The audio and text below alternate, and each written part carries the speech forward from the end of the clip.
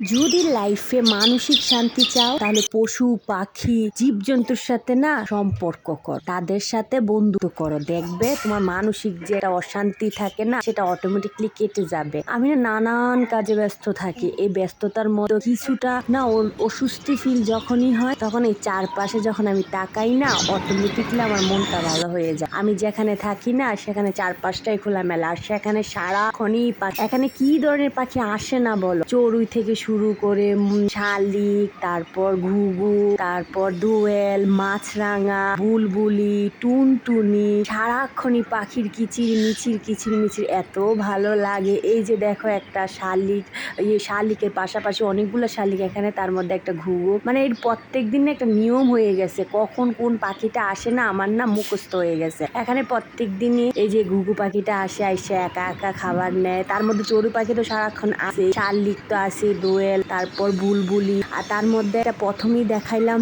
না একটা মাছরাঙায় সবসময় এসে বসে, যখন আমি ভিডিও করতে যাই করে উড়াল দেয়, ওই হয়তো ভাবে আমি ওকে আঘাত করবো সেই জন্য, কিন্তু আমার কাছে এত ভাল লাগে গো, কি বলবো, মানসিক শান্তি আমার মনে হয় এই জায়গাটায়।